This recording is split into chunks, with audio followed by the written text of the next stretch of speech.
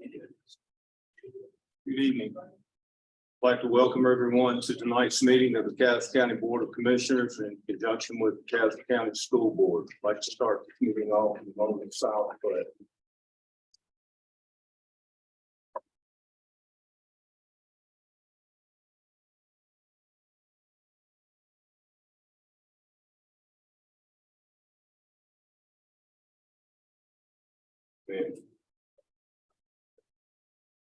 Next, we have the pledge of allegiance. To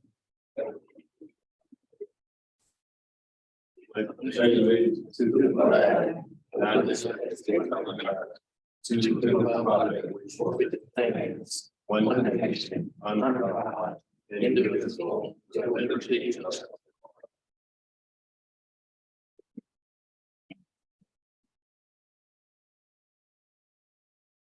Next, we'll move on to general updates, Board of Education, Dr. Carter. Yes, the Cass County Board of Education will now come to order. First of all, thank you for letting us be here this evening and present to you our budget request for the 23-24 school year. And I have with me from the central office, Brooke Underwood. So she is our new CFO. This will be her first full week on the job. And Jeremy Teeter, I'm sure many of you have remember Mr. Teeter when he was a former CFO, but we now contract with him with his company SOS. So we're very excited. Dr. Murray, with assistant superintendent, is here as well with our board members. So in front of you, we have a copy of the budget request that the Board of Education approved at the last meeting. So just go through it just a little bit, and I'm hoping that we'll see that it was very bare bones request, because we know it's a very difficult time for everyone right now. So we try to make sure that any budget request we have is based upon just necessity only. And you can see as we go through it that the necessities are based upon state mandated increases, legislation, retirement increases, and hospitalization increases as well. So really those are the only increases that we've taken into consideration in this budget request. And you'll go over, you can certainly see the organizational chart, but just to give you a little bit of background, you know, we do have the number of students we have. You can see there the prior year, the current year, and we hope it continually goes up. I think we're moving in the right trajectory. I think as we move forward, especially with some of our new construction projects, that we can start seeing certainly a big increase. I will turn to the next page. I know that several of you have mentioned in the past the amount we received for pupil funding. So we have provided this information to you, and you can see from prior years what we received per pupil. And you know, to look at it, it sounds like that's a lot of money per pupil, but to put it in perspective, if you're a lower wealth district, you receive the most because of funding from the federal. We have small schools funding, we have low wealth funding that comes to us as well, but we're not at the top of the funding recipient list. We're actually number 9 on the list for the state. Northampton is actually number 1, and they received $18,562 per student, and this was back last year. And then Terrell County, and we come in number 9 at 11,514. So I just wanted to let you know. And then you can see from the local standpoint, it's been fairly consistent throughout the years as we move forward. But the increase in the 21-22 school year, you can see that it's basically $3,000 more. The only reason it's $3,000 more is because of our ESSER funding that's will come to a cliff in 2024 and stop. So that will reduce back down. And just a little bit of background of where the money comes from that supports Castle County Schools. You can see the majority of the money does come from the state, and the state does pay along with the others. About 80% of those expenses that it funds are for salaries, and the district pays for our teachers and staff. As you can see, we have, of course, you can see the capital outlay funds that you provide, and you can see the local money that you provide as well in there. you can see the bulk of money that we do operate from is from the state. And then the next page, you can see the 21-22 expenditures. And again, as I said earlier, the majority of the money that we see does pay for salaries and benefits and capital outlay. And then you can see materials and services. And then we do have a chunk of money that goes to charter schools, as all school districts. If you'll turn to provide a little bit more detail, we wanted to share how the money, over $3 billion that you provide, how that money is spent. You can see that the bulk of it is for maintenance and salaries and utilities and their operation services. We have financial and personnel services, and I will read it to you. You can certainly see. And then charter schools, and we've listed the charter schools, how many students they have that receive money from the county listed as well. And you can just, you can read the examples of what. It's not totally inclusive there. It is just an example. There could be other items that are paid out of that budget, just to give you an idea of the money that is spent from that amount that's listed. And then continues on the next page, and you can see that also is up to 2.6 million, which is local. At the bottom, you can see the charter schools that we do send money to.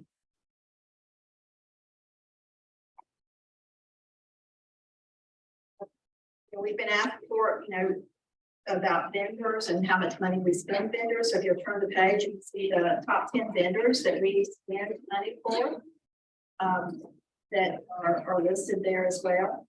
And of course, electricity is huge in our schools. Let you see those things. And you can see quite a large, the largest charter schools where we send students. You can see they do get a chunk of money. On the next page, I think is one of the most important. It does talk about the funding that we are, how it came about, the increases that we're looking for, or the increase that we're looking for. And if we go down to midway legislative pay increases, if you've been following legislation, you'll know that the House recently gave their proposal for salary increases for the state, and they were based on a 2-year plan of increasing. In the House, I think it was 10.2, 5.5 the first year, and then 5.5 the second year for certified, and then classified would be 4.2 over the 2-year span. The Senate just today came out with their version, and the Senate over 2 years was certified 4.5 and then classified 5%. So somewhere in that range, we'll have I'm sure that they will come to some sort of agreement of where it's at, but we still have to take into consideration that there will be an increase. Both of them are asking for an increase. So based upon that, we did put an increase in the request, because it does include insurance, it does hospitalization, it does include retirement that we would have to pay for as well. So you can see at the bottom, you can see where we did an estimate of projections of what that might be and what that cost might be for retirement and hospitalization as well. And of course, utilities continue to rise. And so, we did that as well. On the next page, so the total of those funds are listed, and you can see and again, these are not exact numbers, but we gave an estimate since the state house, the Senate House have not passed anything, agreed upon anything. So we gave a fairly good estimate there that we predict that the salary increases will increase our budget by about $157,000. And then of course, along with that would be our retirement rate and our health insurance increases that go with that. And then the utilities increases, are listed there too. Now, one good thing that you don't see very often in the budget request is a negative. We just received word that our low wealth funding will increase next year. And so we found out that it will increase by $105,000. So we did deduct that. Be very transparent. We deducted that from the amount that we were asking for. So we're asking for a total increase of $79,000. It's not, C money is a lot, but spectrum of everything, it's not a lot today. with education founding. And if you can look at the bottom, the request of the county manager, you can see that we're not asking for any increase in capital outlay. And then the 179 increase for the current expense fund. And so it's not a lot of details because we're not asking for a lot of change. It's asking for any increase that is state mandated and for utilities, yes, in the school year.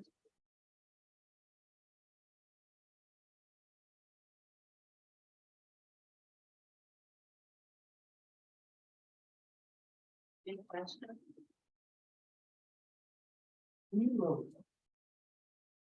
Sorry, I'm just totally lost at this point. I was charter school where you said it good money. I see the list over here, Alamance Community Schools. Something. Why do we give money to area schools outside? And The funding that we receive for public education that comes to Caswell County because the students reside in Caswell County. If they go to a charter school, then the money follows the student. Some may not have one student. Still, Bubba Gods and Prosperity. They had a lot.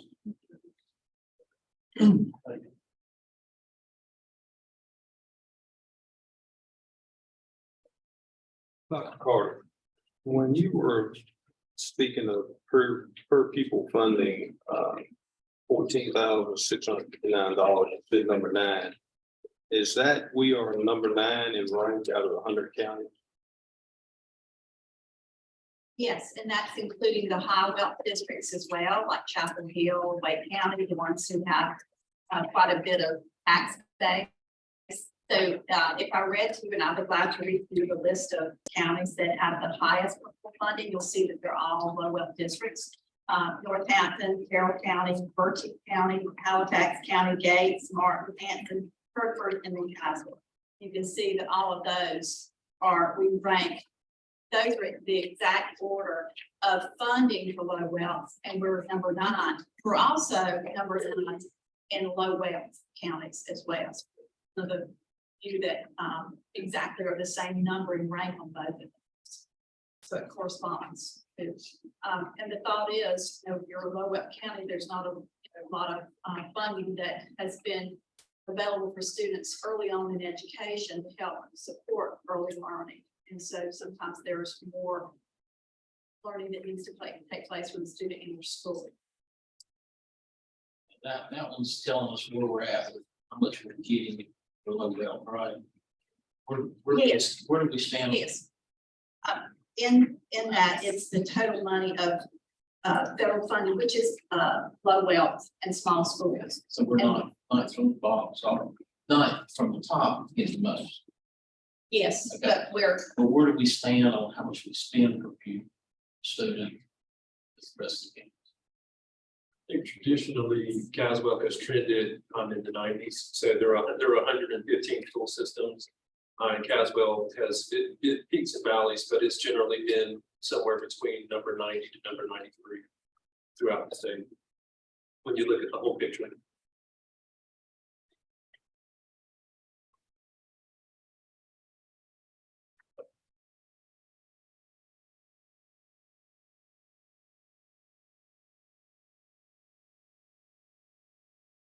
I noticed on the first page. Go ahead. When you look at the students in Carroll County, I know Stone Creek, estimated to be 143 there. And I know there's North Illinois was 300.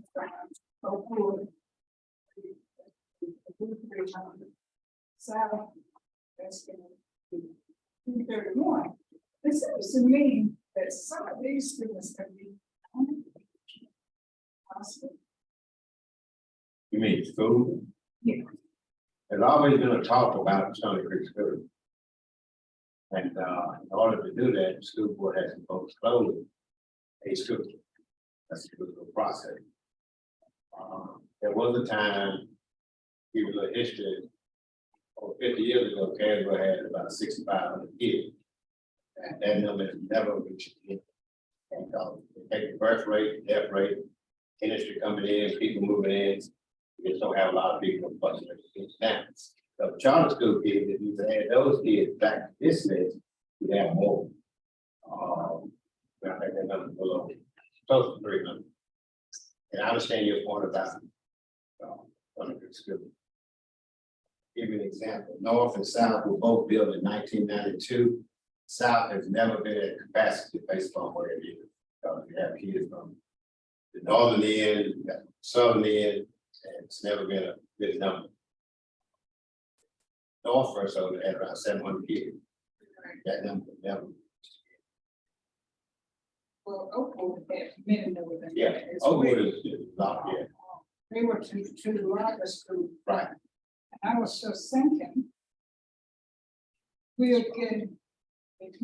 I said enrollment increased. It's faster. And it would seem to me financially it would make sense that somehow they could be entered into another schools, whether it's South or Oakwood or wherever, because the numbers are so. But basically, the only thing you would probably save if you save your clothes on the trip. Basically, what you'd be saving would be utilities, per se. You still have staff, and the benefits of staff. You would have the utilities for the student. You would need 2 plus. But that's what I'm saying, staff. That's what That was just. I'm saying. I know, I understand. Since that's in my district, that's gonna be a hardship on a lot of parents No, to close that. I got you. Because a lot of those people drive from Greensboro, Burlington. Right. There's no way they could drive to North or Oakwood and get turned around and go back. And just to share that the state will fund a principal for a school. It's not over. Just give you an example, where South School is now. South School would have been better served had it been close to the main store area. Because if you were to close, Stony Creek and shift those kids to South and North, you're talking about a tremendous time wise in the bus for those kids. That's always been a stickler point. And I told y'all what's before. In 1992, that would have been the opportune time to close Stony Creek, but the county had just spent $300,000 on the septic system for Stony Creek School. So that's why it was not closed back in 1992. Do you have any idea what it costs per student to operate Stony Creek versus North and South? Where you can, that's how it's. It can, that number's got to be available. It is. We'd have to compile that analysis for you, and we'd be happy to do that, so we would just need a couple of days to pull it and present it in that way. Because going back to what Mr. Battle said, when North and South were first proposed, it was gonna be North, South, and Oakwood. That was gonna be the 3 elementary schools in this county. There was such an outcry from some residents in the Stony Creek area. School board, for lack of a better word, caved into keeping Stony Creek open. And now we're at this point where you've got a small school that's probably costing a lot to operate. We've looked at that data before, and county funds, it was very little county funds that were used to fund Stony Creek. It had the least amount of money going into it. I don't know what the numbers are now, but we have looked at that. And we could get that going. But when you took on this capital outlay money, would that money be used for like your second system, or the roofs, stuff like that? And the school if you needed, If you needed it, yes. are there any proposed improvements that are gonna be needed to start? Not in the immediate, but I mean, there could be something in the trajectory of over 5-10 years. But not in this year or next year. Mr. Bell, is that the oldest elementary school now? Operating now, yeah. I think Stony Creek opened in probably 54, 55. But mind you now, it's one of the soundest buildings that we have, based upon the improvements that have been made. But it is open. I think Stony Creek and Duncan, Wheaton, IROC opened by the second day. And speaking to the hardships, you know, even when we look at, before we look at the amount of time that, the students would be in route to and from school. Speaking of those increases, the school board voted in 4 years ago, approximately, to increase the safety in all the schools. And at that time, one of the greatest needs was enclosing the 2 buildings at Stony Creek. So they constructed the hallway, enclosed hallway that's heated and allows the students and staff to be totally enclosed when they go from one building to another. So for safety reasons, and of course the elements. And then also at the opening of the school at the beginning, the front door, there's a vestibule now that's not, people have to check in before they can go into the school. So there's no way to ballpark estimated cost of operating Stony Creek for a year, one south. Have to, and we can certainly get that now. I don't have that all the Well, time. that's We what- can But certainly I get thought that. maybe you could just estimate about what you spend on it per year.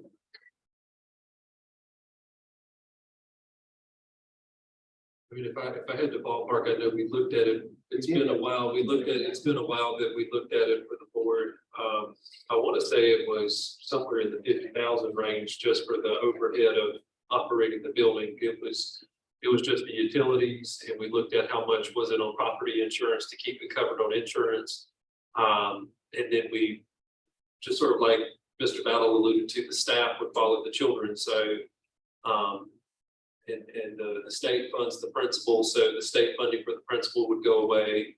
And so really it's just the net impact of our responsibility to the building on an annual basis. And in the long term, I mean, there could be some benefit to the point earlier of, you know, where if the district gives that building up, no longer responsible for the long-term capital outlay, but the year to year, it was pretty low because it was just utilities and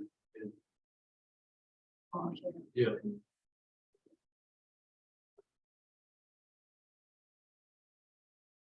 But we'll pull fresh numbers and get there.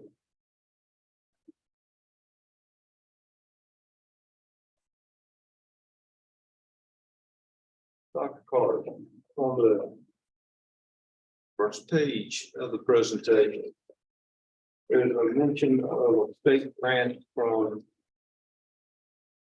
a state grant for resource officers in schools. Is that to be interpreted as there will be one in every school here in Castle? Well, that's what we've had in the past due to state grants. And so it's a safety grant that usually the state comes out with each year, and we just wait for legislation to approve grants to see if they're available for us to, you know, after that. So we're waiting now to see if they come out with another opportunity.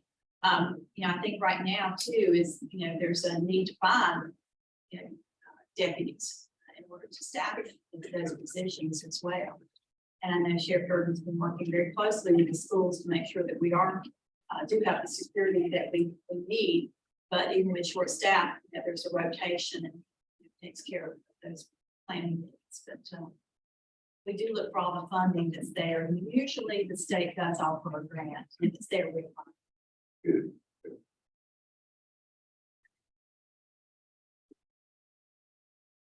One more question. When you were talking about the state raises and you're approximating here, the difference between certified employees and non-certified employees, 6% and 4%.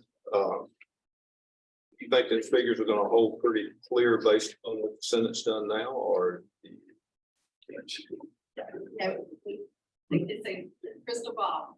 We have, but you know, when the Senate, and again, these are for 2 years, so we'd have these numbers, but the Senate 4.5 for certified and 5% classified over 2 years, and then the House saying 10.2 over 2 years for certified, and 4.25 for classified. You know, somewhere around 6% sounds like a good guess, because 4% and 10%, you know, I think we're even lowballing the guess. But again, you know, we know it's going to increase. because both are asking for an increase. We just don't know what they vote, what it would be. I think from the timeline perspective, we're being told that it'll be around June the 15th, that we expect the two chambers to ideally reach some sort of consensus. Which oddly enough is kind of early for them. Yeah, A few years ago, it was October. Perhaps. we've had some years that it's gone on the whole year never being settled and it just reverted back to what it was.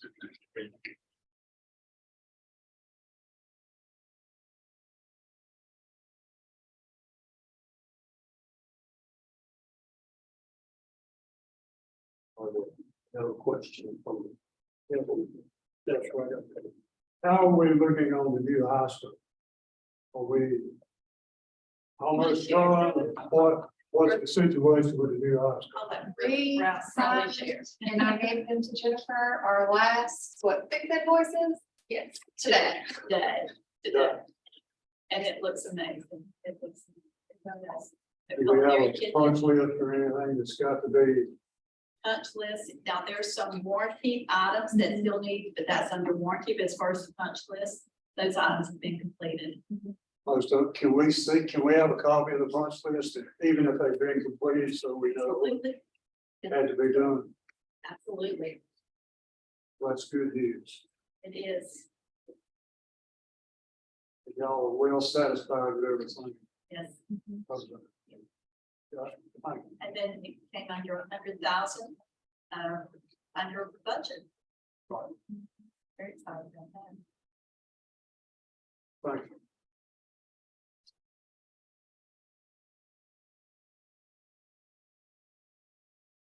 Other updates from the Board of Education? One question from the Board of Commissioners for Board of Education? If not, we'll move on to the updates from the Board of Commissioners.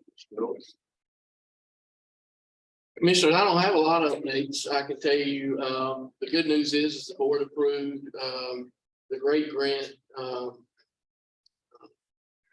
paperwork, and it's off to the state. So hopefully we'll see movement, from Zytel, in completing their great grant, proposal. Spectrum seems to be moving along and doing the things that they're supposed to be doing. So we are seeing more and more people get connected every day. We are making what I would consider considerable progress on our 21 audit. We think we're moving along a good fashion with it. We think 22 will follow pretty soon thereafter. We don't really anticipate any hiccups with that. I think the auditors will find everything in order when they get it. So we think that process will move along pretty quickly. I'm happy to answer any other questions you do have, but that's what I've got. Not more than love. Is there a way for you to let citizens of Caswell know what their status is in terms of the internet? What I mean by that is, I know where Spectrum is, don't necessarily know where Spectrum is going. But the last time we met, you mentioned 4 or 5 groups, and the timetable was different. And I think it would be good for citizens to know, if you live on X road, this is what you can expect. You follow? So yes, I do. And trust me, for the last year and a half of my life, that has consumed my existence, just trying to tell people when they're going to get internet. Unfortunately, I can't. Well, Because it's one of those things that's out of my hands. I understand that, but last time you gave us a projection, what certain companies were going to do, projected timetable. That's what I'm talking about. If it's not going to come on my road, I'd love to know that. For example, I get Comcast. Many years ago, Comcast would not come down the road because they said there's not enough power. But they changed. Spectrum is probably a mile, 2 miles from the house, but it's not coming down the road. That's the kind of thing I'm talking about. So if you wanted to know if your address is covered, Correct. I can tell you that. There's maps, and I think I've mentioned this before. It's a Rural Digital Opportunity Fund. It's RDOF. If you Google RDOF or Rural Digital Opportunity Fund winners, it brings you up a GIS type map. And you can see if your area is shaded in green, then you know you're covered by Spectrum. I have the address list for Zytel. I'm happy to tell somebody whether or not, and actually I may be able to share that now. I think Well, it's that's in public record. Yeah, by being in the meeting, I'm hearing this. Right. But I'm talking about for the general citizens of Caswell County. I'm ready. Yeah, I think I may be able to share that now. Before the grant was awarded and signed, it was proprietary information. Now it should be public record. So we received acknowledgement that it had been signed last week. So I can probably share it.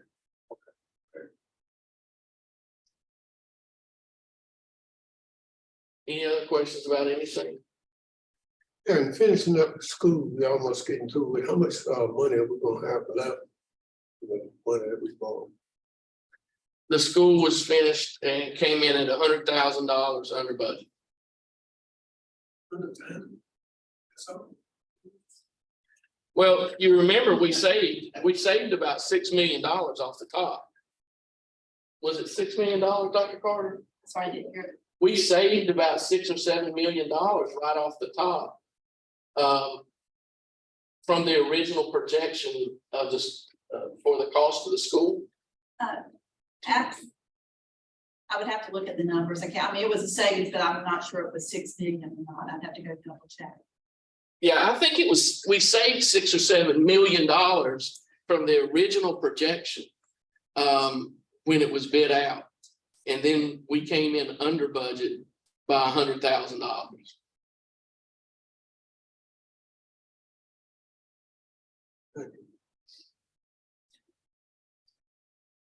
I know it was under, I just. Yeah, about 3 to 18.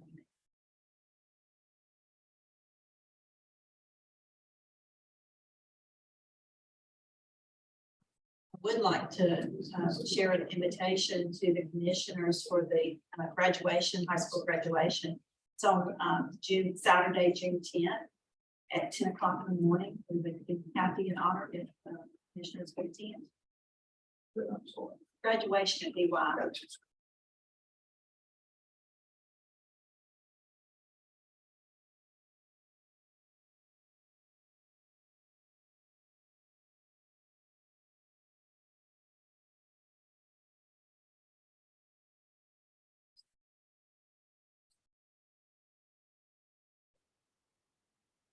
More questions?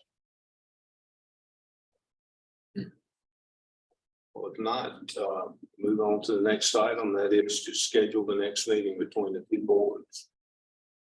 Thoughts or ideas? So we'll stick with quarterly basis. In that thing. Like we talked before, what's every quarter? That's my understanding.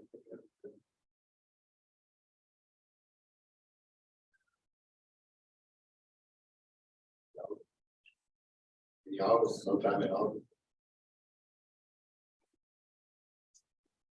August 21st.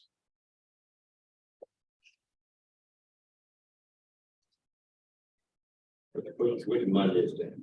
The third Monday. That's. The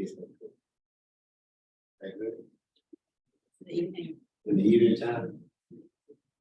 Good. August 23rd.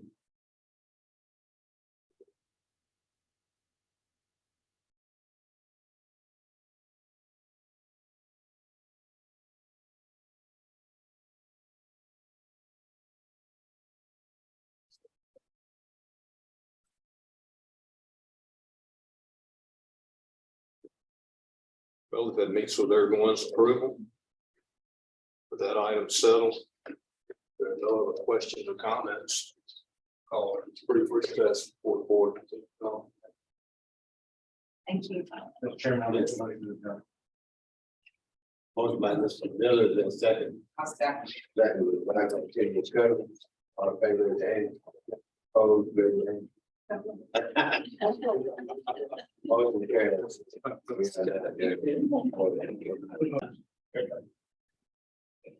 Like to call the meeting back into session. Next up on the item, the agenda is public comments. Are there any public comments tonight?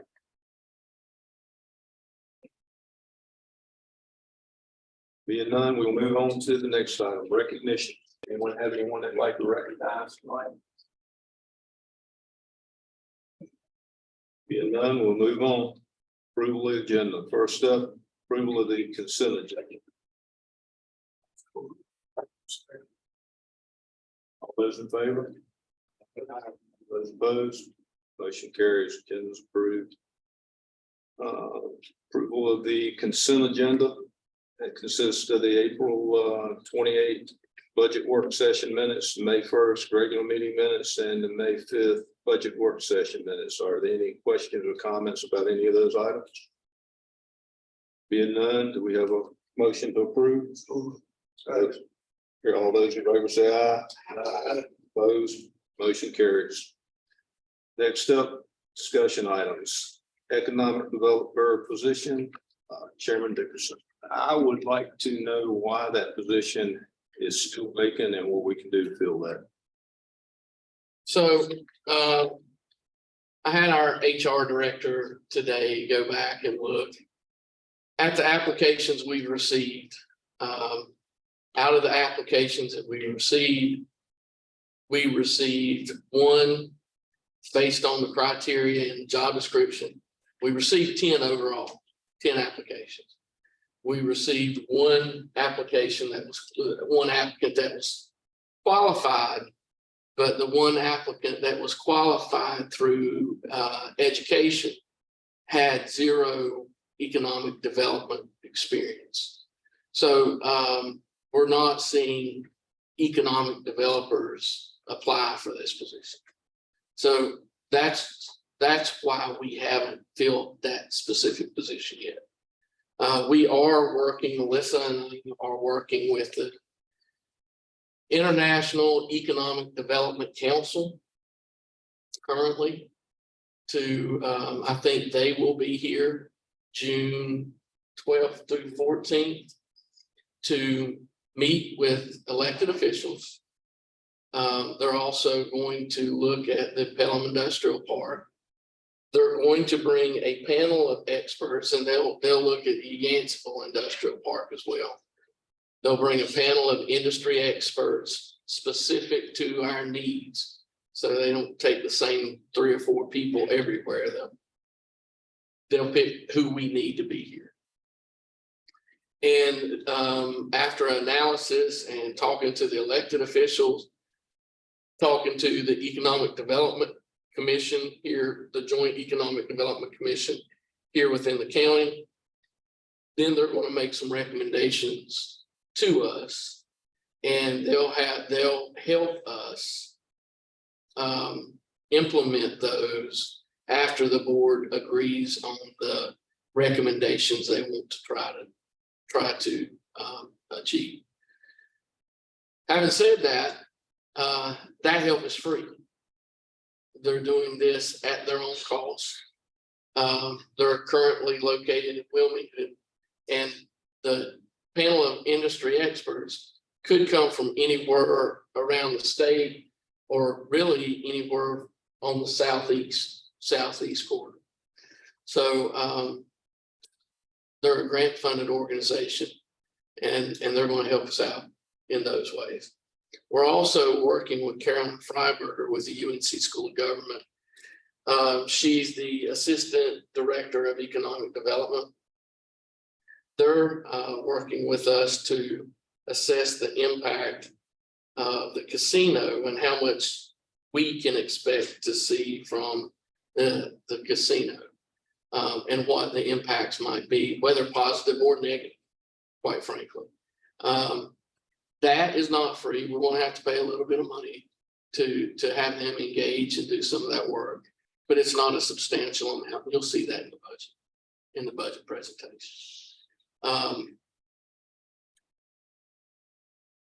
So those are the things that we're working on absent an economic developer. We would like to see more candidates. I've come to the realization that I don't know that we're going to get an economic developer, the perfect candidate. I think there's some things that we could do to move that process along a little bit. One of which is hire a grants manager to manage not just the economic development grants, but to manage the grants all over the county, through all departments, or most departments. But hiring a grants manager, and I think that would help us tremendously, because we take some of the administrative workload off the individual, and there's some technical expertise that is required to be able to write and manage those kind of grants that I don't think we're going to find in just most of the people we're seeing apply.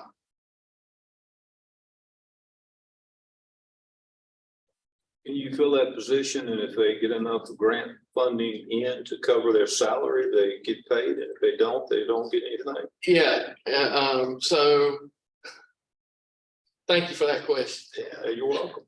There are administrative fees handled through grants, and administered through grants. It's usually 3 to 5 to 10% of the total grant award can be used for administrative costs.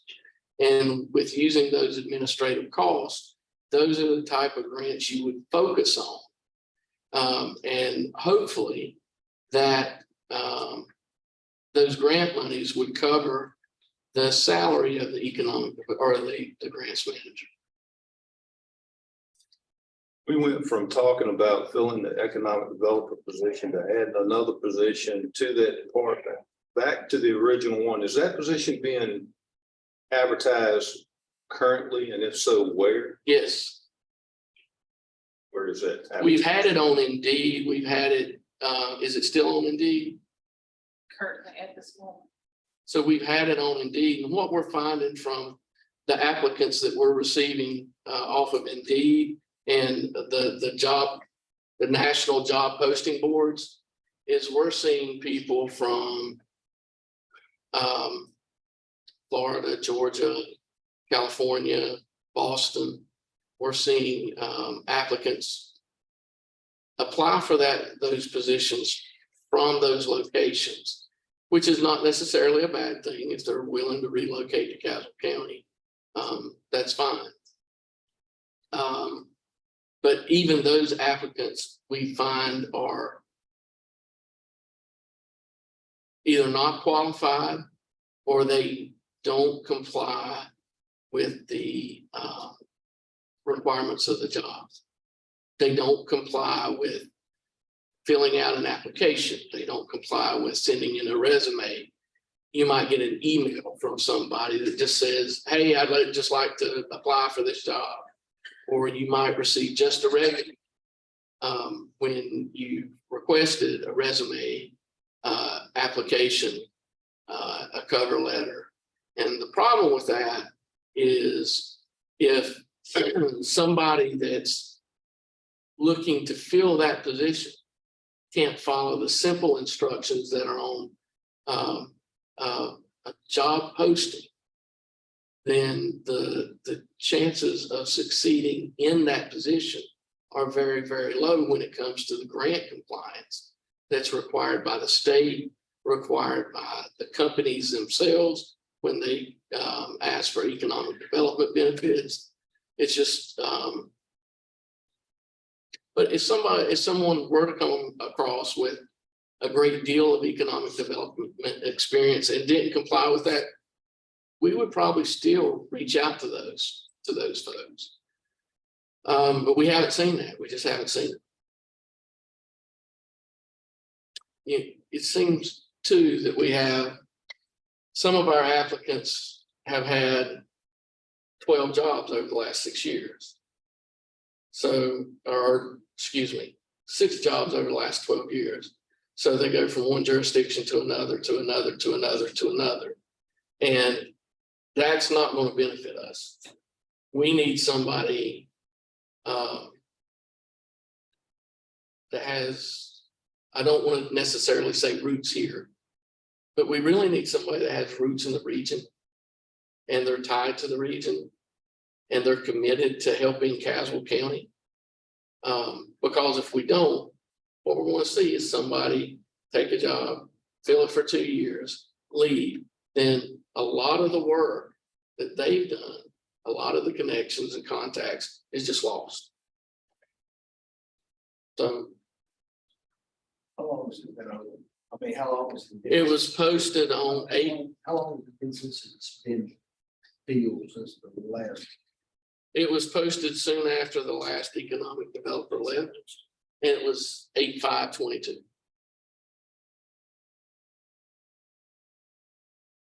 Now look, and I know y'all are tired of hearing this.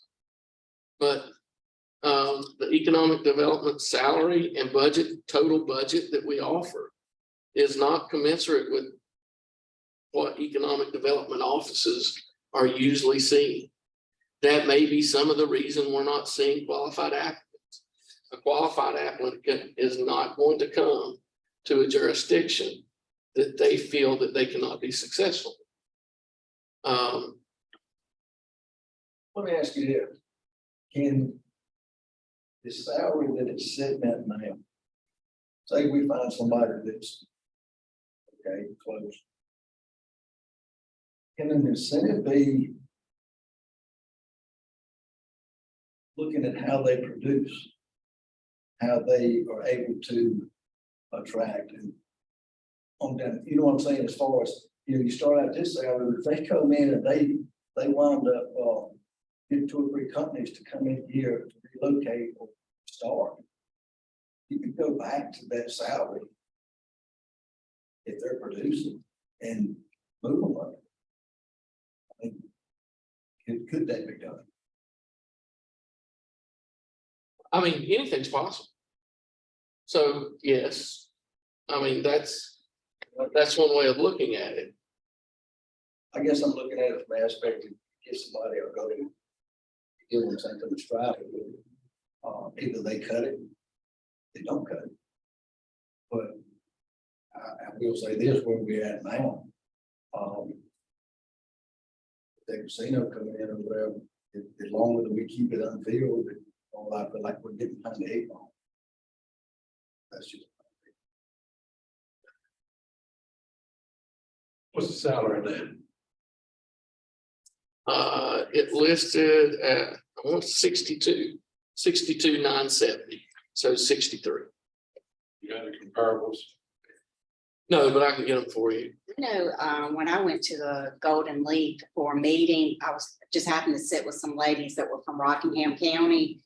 And I was talking about, we were having trouble filling our position for economic developer. And when I told them what we were paying, they said, no wonder you're not getting it filled. So apparently they must pay right much more than we do. But she said, that's probably why you're not getting it filled. I would encourage you as board members, as individual board members. If you want to see, visit Rockingham County's Economic Development Office. They have a standalone office. They have a wonderful economic developer.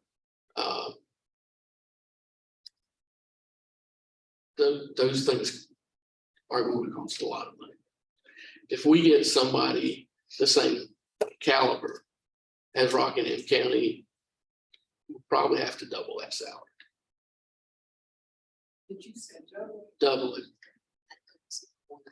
And their budget's $3.3 million a year for economic development. And that's just their economic development budget that I was able to look at in their budget. They have like a lot of other different departments that tie into economic development that help support that. So I can't even imagine total economic development dollars that are going in, but it's $3.3 million. It's hard to compare us with Rocky Mountain. It is. Tax base, look at the industry they have, and they have infrastructure. It is. But I mean, you think about it, if you have this job and you say, do you have water? Do you have sewer? I mean, obviously, you know, one, but it's not gonna be on that level. I agree, but you know, we can't compare ourselves with Rockingham. But the job is the job, it's the job. And if you want an economic development professional, then you're gonna have to pay for an economic development professional. I mean, that's the way it is. I don't know about the rest of the board, but if we could hire somebody that could produce economic development, It would be worth it. we will be glad, I think the board will be glad to compensate. Yes, yeah. Glad to. Once you get back to the question, which came first, chicken or the egg? So, Well, I still go back to the way I put it. Mr. Rose was more articulate in the way he put it, but if you don't produce, you don't get paid. If there's some kind of way to put a measure behind it, if you want those kind of big bucks, produce. I don't want to hear another economic developer come in here and say it's not their job to recruit industry when that's what they're hired to do. yeah. So I understand.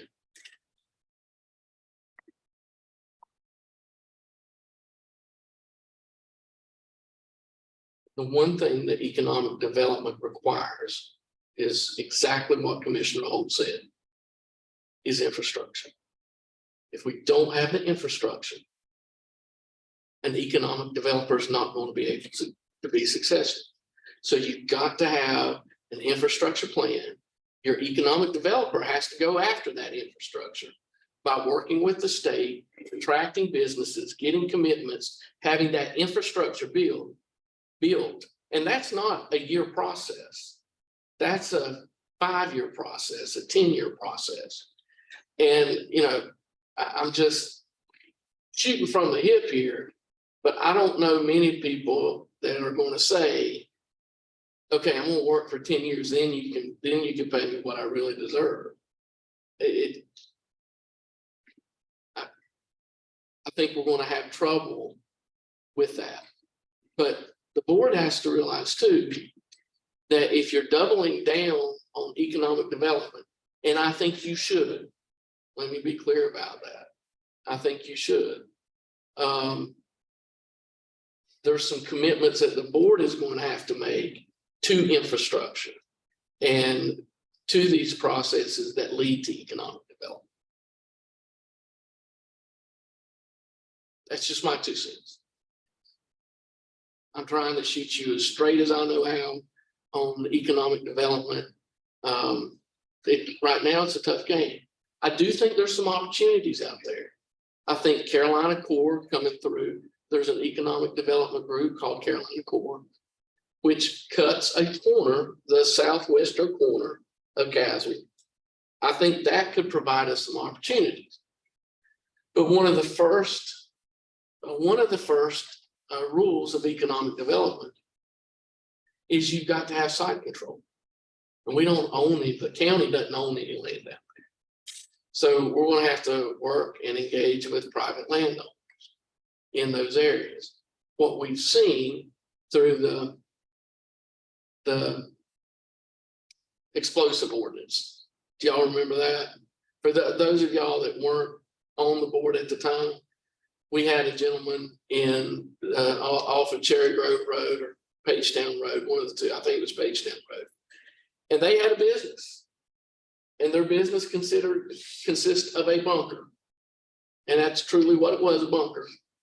And they would take propane tanks down to that bunker, and they would blow them up, pressurize them till they blew them up. That's what their business consisted of. Now they chose Caswell to do that because we didn't have any regulations. But he did it in a pretty populated area, to be honest with you. And we would receive reports after every time that they did that, flying propane tanks or flying cylinders that sometimes hit roadways. even coming out of this concrete bunker that they have. So the county put in an ordinance that didn't allow you to do that. We hadn't had any problems since. But what's going to happen is, everybody that I've spoken with wants economic development, and they want industry in this county, right? Can we all agree on that? I think the other thing we can all agree on is nobody wants it beside their house. We saw that with the rock quarry. It's the NIMBY effect, not in my backyard. Yes, we need economic development. Yes, we need industry, but don't put it in my backyard. Don't affect my kids playing. Don't do any of those kind of things. So you as a board are tasked with figuring out where we're going to focus on economic development. And you do that by where you spend your infrastructure dollars. If you run infrastructure down Cherry Grove Road, then you're signaling to industry, this is where we want to focus our economic development efforts. If you run it to the Pelham Industrial Park, this is where we're wanting to focus our economic development efforts. So it's first of all, a lot of this stuff has to be board driven. And site control is terribly important.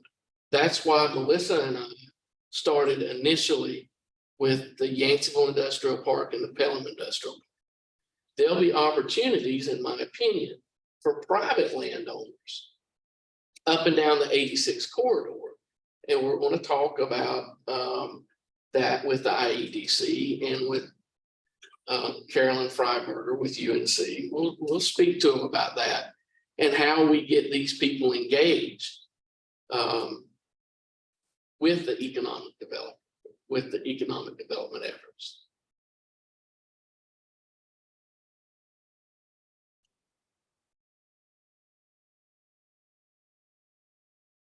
Any other questions?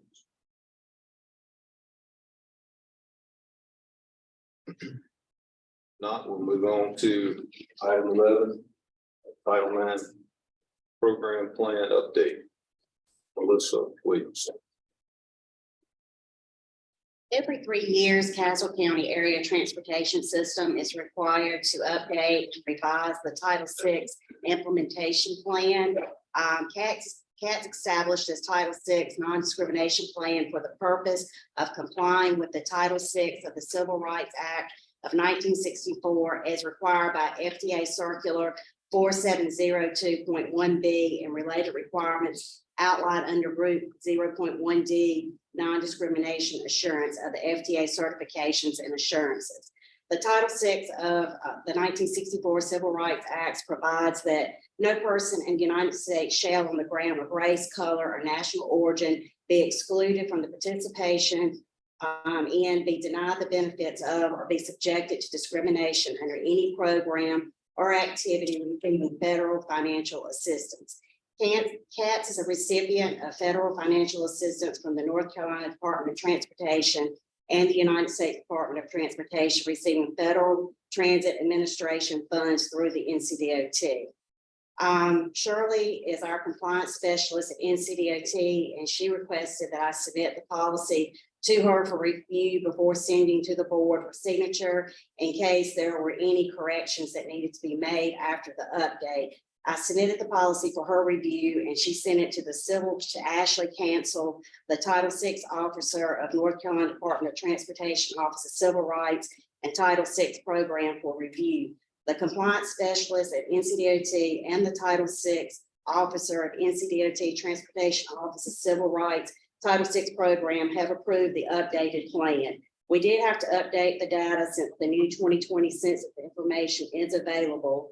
And now we need for the Board of Commissioners to approve the policy as well, so we can submit it to the state, and we will be in full compliance with our Title VI program plan. And we do provide Title VI annual training to all of our staff, and they will each receive and review a copy of this policy. And there's a page on that they will sign on page 11 of the policy that will be put in the personnel folder, showing that they have received these new updates and that we do the training annually. And we also post this page 5, the Title VI non-discrimination agreement between NCDOT and CATS. That is posted in all of our vehicles that we have and in our training office in our area, posted on our board for all staff and anybody, visitors coming in to be able to see. So this information is posted, and I'm also will need for each member to sign. Well, you don't have to fill it out if you don't want to, but it's demographic information. And there's a place on here if you don't want to, you can mark if you don't want to, but it's gathering demographic information from each one of our board members. And if you'll just sign it, even if you don't want to provide the information, if you'll sign that you have received a copy of this, because I have to keep it on file for the next 3 years before we update our policy again. So if the state comes in, that we have these on record since y'all are our governing board. And it is just basic information. But like I said, if you choose not to, there's a box right here at the bottom that you can elect not to, and just still sign and date it if you would. But I do need this board to adopt and approve our plan, so we will be in full compliance and it won't put any of our funding in jeopardy. So like I said, our Civil Rights and Compliance Review Office have all approved the policy.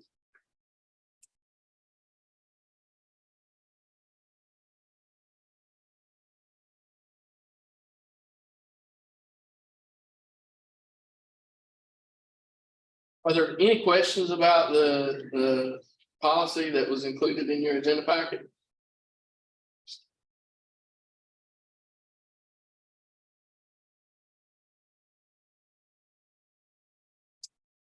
If there's no questions, we just ask for a motion to approve the policy. Move approved. Second. All those in favor? Aye. All those opposed? Plan is approved. Thank you. Move on to county manager updates. Commissioners, at this time, I don't have a lot of updates. We're still continuing to work on the budget. We think we're getting a lot closer to having you a complete budget, rather than just the departmental budgets. So we're working on that. I know Jennifer and Melissa, along with John Sharp, are doing a tremendous job. They're putting in a lot of hours working on it. I know Jennifer herself is working weekends to try to get everything together. So I gave internet updates at the previous meeting. I'm happy to answer any questions that you have. Anything new on the construction? On the what? Reconstruction. Of the books. So yeah, and that the audit.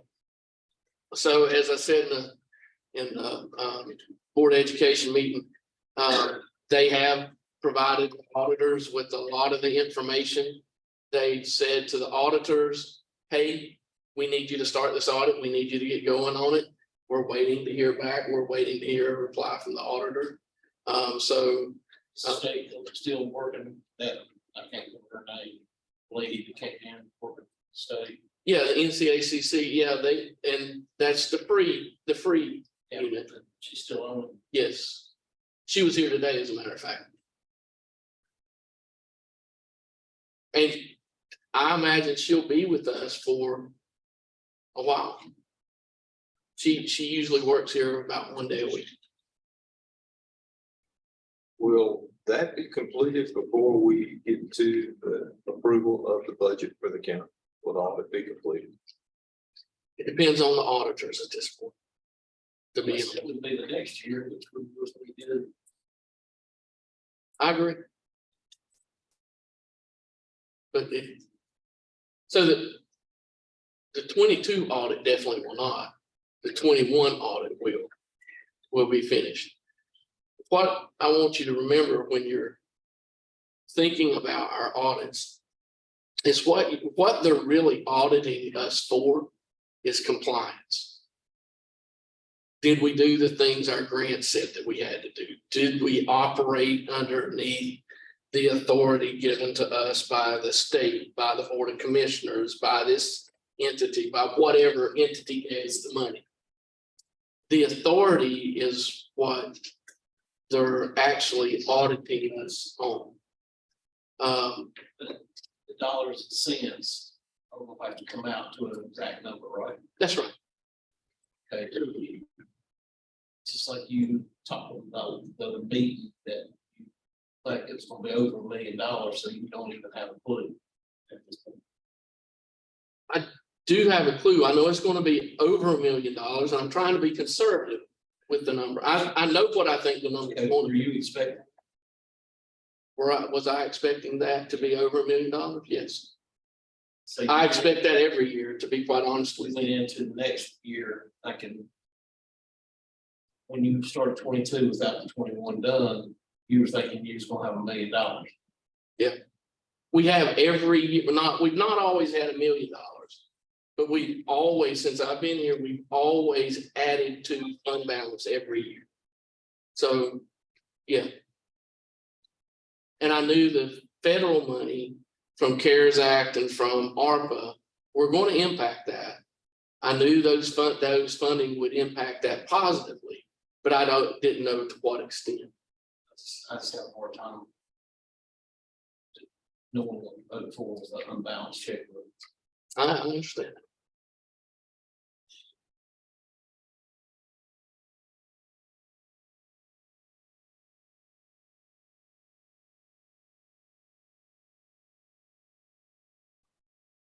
We have a general fund balance I think, and the reason I'm asking is, and I'm not saying to approve this budget, we have to go with the general fund. I'm not saying that. I'm just saying when we come down to approving this budget, if we've got X figure, where we know what's set in the general fund to be able to approve it.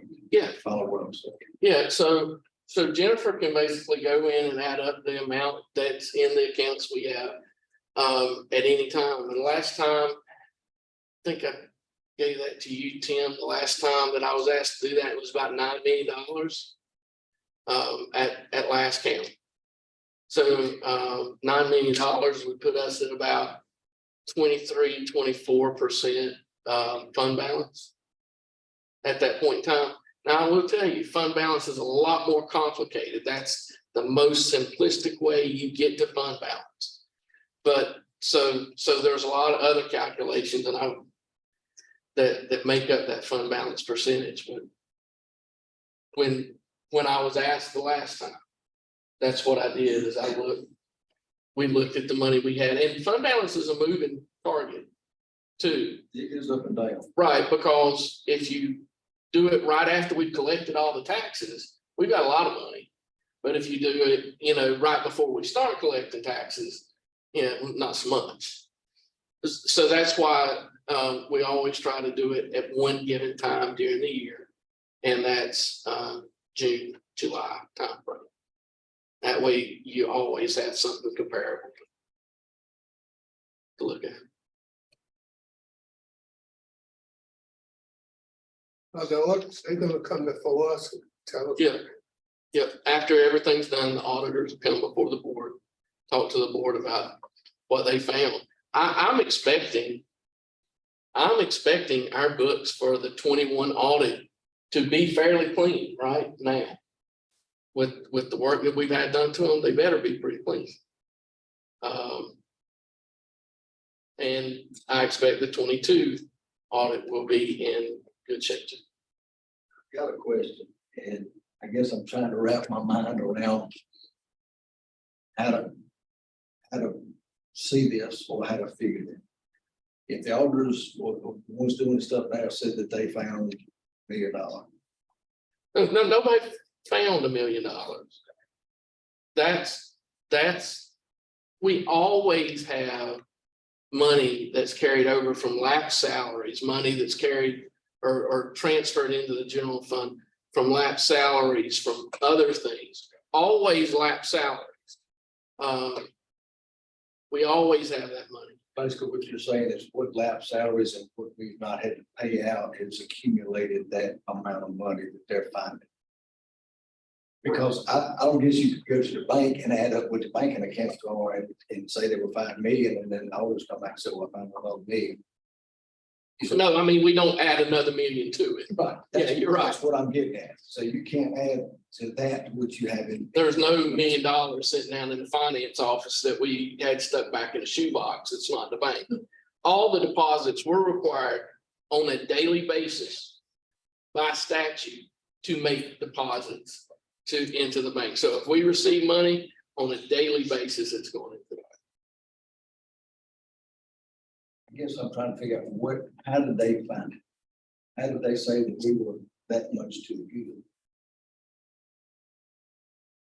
So they reconciled the expenses with the revenues and figured out that our revenues were more than $1 million over our expenses. If that $1 million is basically in play every year of lap salaries, other savings found throughout the year, like clockwork, should we be deducting that? Well, I'm glad you asked that, because this year we are. That's one of the new things that I think you're going to see in your budget, right, Jennifer? I think that's one of the new things you're going to see in the budget this year.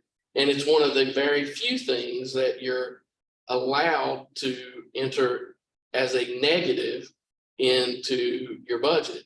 So you'll see a negative salary line for lab salaries into the budget. Good. Yep. One more question for you. As we have talked about proposed budgets from different departments, I've heard a figure you threw out of the state giving a 6.5% increase. What I'm seeing online looks like a 3.5% one year and a 3.5% the next year.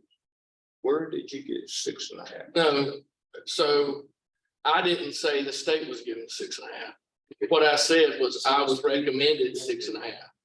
And the 6.5% was based off the inflation rate at the time we started talking about that. So that just the rate of inflation off the numbers that I pulled was about 6.5%. So you're recommending basically twice what the state is recommending? Well, I think, yeah. Yeah. And so I think it's a little bit unfair for us to be compared to the state, because we don't pay like the state. The state is not at 90% of the minimum. So if you hire somebody straight off the street with no experience, maybe the educational requirements, but no experience, right? You're hiring them in at 90% of the minimum, right? What they should be paid, we're hiring them at 90% of that. Not the average, not the midpoint, not the maximum. We're hiring them in at 10% below the minimum. So let me ask this question. State's part of the school system. Are you trying to tell me that if they're offering teachers in Mecklenburg County the same thing in Bertie County? Say that again. Okay. Are they offering the teachers as minimum in Mecklenburg County, which is showing the same thing, starting rate is in Bertie County? No, I guarantee you that people, When you throw out the word state, they're not just one big number. It depends on where you're at. no, the state, I believe, is the same rate. I believe, Like he's talking about starting salary for a teacher in Mecklenburg versus starting salary for a teacher in Yeah, but a correctional officer makes the same thing in Berkeley County as it is in Mecklenburg County. Yeah. So, State employee. yeah, so they follow the state employees pay plan. So yes, you're right, they do. The Different school system, different animal. yeah, and the difference comes in local and low wealth and, you know, those kind of things as to what teachers get paid. And it's not the same. And so the state has several different parts of their pay and grade system. They have the school systems, and then they have the correctional systems, and then they have the DOT, and all of those systems are different and they're paid different. But what they do is they pay their employees at what they should be paid. And I'm sorry to put it like that, but Well, let me ask this, because I wasn't here then, but from what I've been told, numerous times it was possibly 7% raise last year. so that's Is that partially true? That's partially true. Huh. So the way it was done, and hold on to your hat here because there's a lot of moving pieces. So it was initially done at 7%. At 90% of the minimum or 7%, whichever was greater, unless you made over $60,000.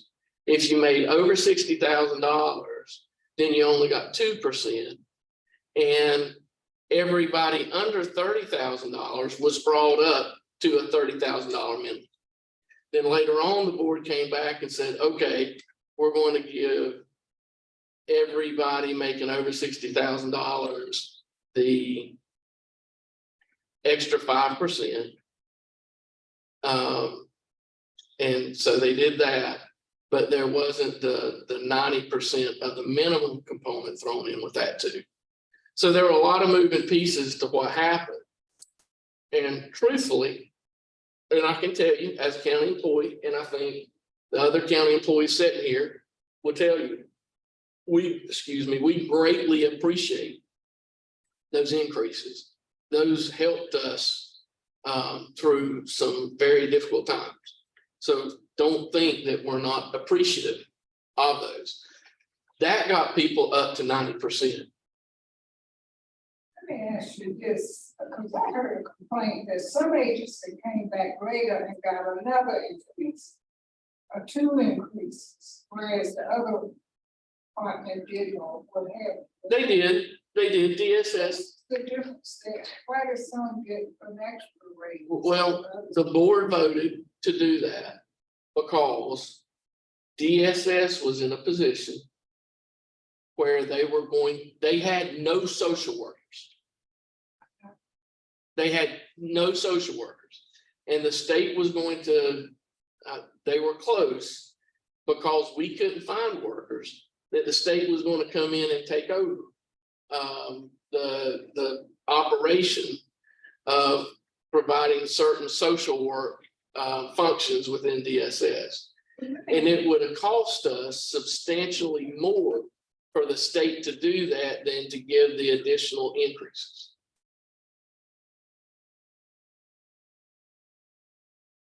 Thank you. Are we in a critical stage like that in any of the departments for this year's budget?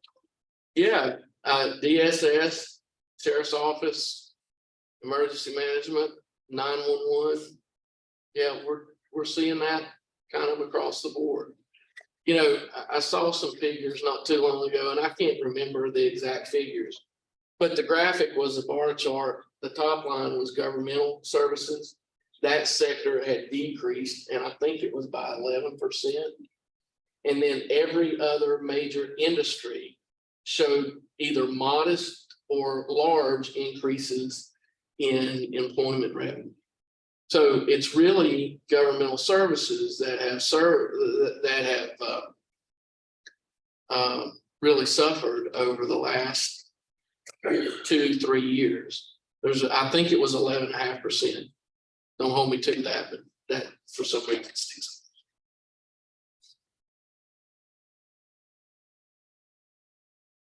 Like I said, I understand the sheriff's office is in the same shape and they're in, like all of them. I saw this week here, Greensboro's chief, majors were actually out working the street. Yeah, I mean, our sheriff responded to three different incidents last weekend, nighttime incidents. For sure, across the state. Yeah, I read an article, and you may want to go take a look at it.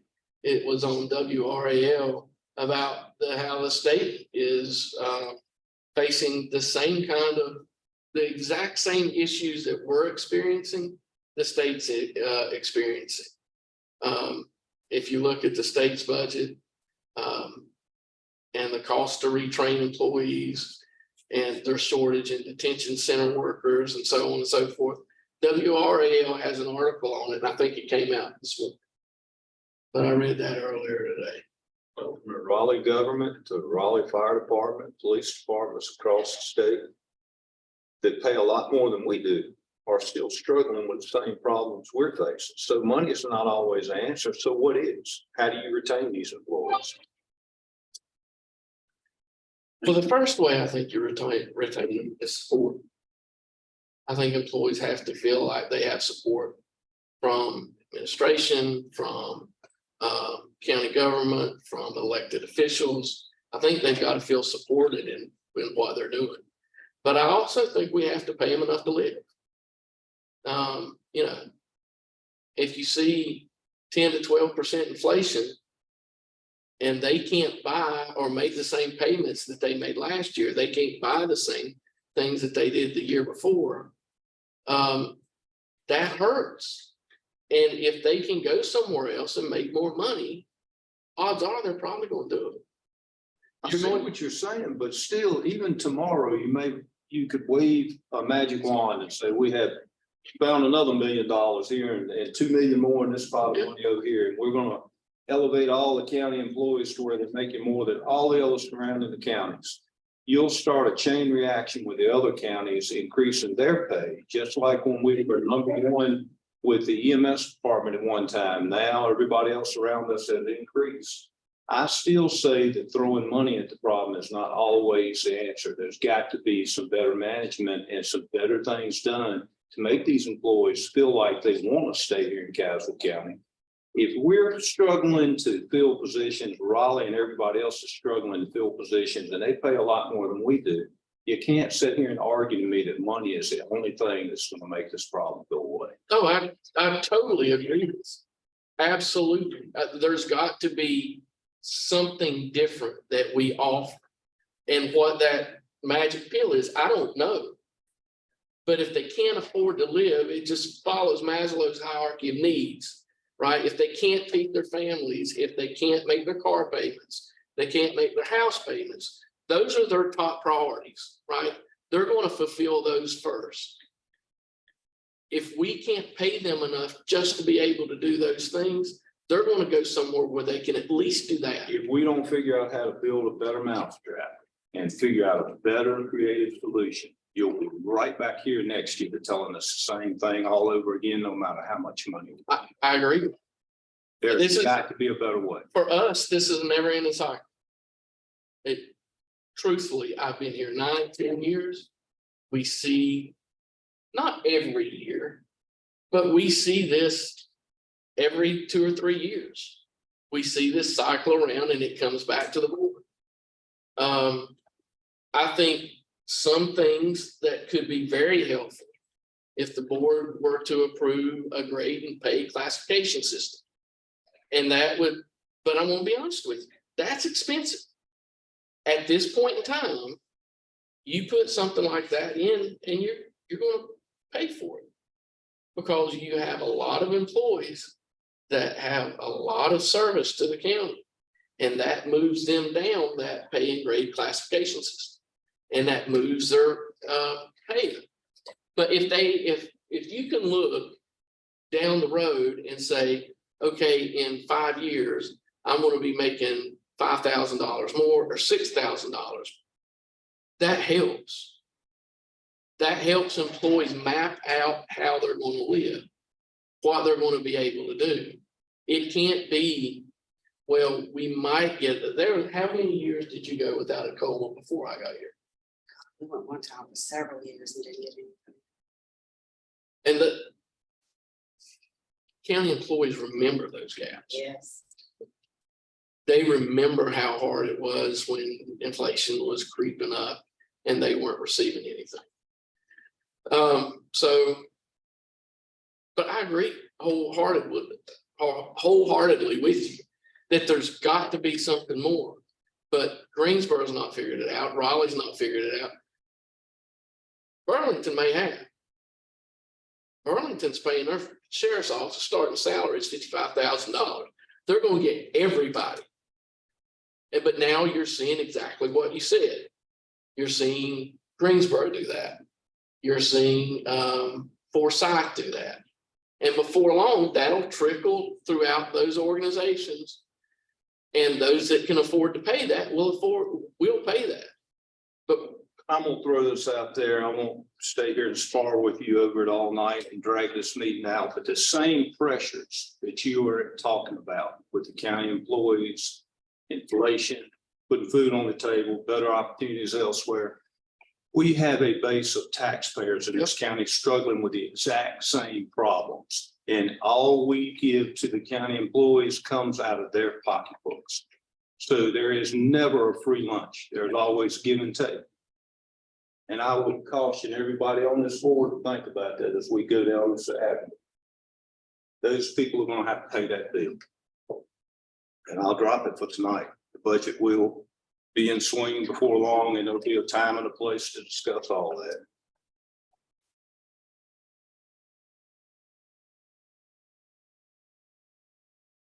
happy to answer any other questions you have.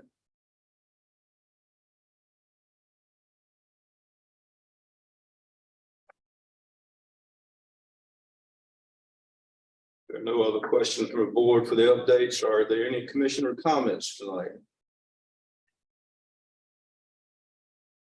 Hearing none, move on to announcements of coming events. May 18th, 2023 at 6 p.m. Town of Yanceyville will host a town meeting at the municipal building. 19th, 2023 Commissioner's Budget Work Session 5:30 at the Gun Memorial Library. June 5th, 2023 Commissioners Meeting 6:30 p.m. at the Gun Memorial Library. There are no other questions, comments, or anything someone would like to express tonight. I'll entertain a motion to end the meeting. I like motion. There's a second. All those in favor say aye. Aye. All those opposed. Meeting is adjourned.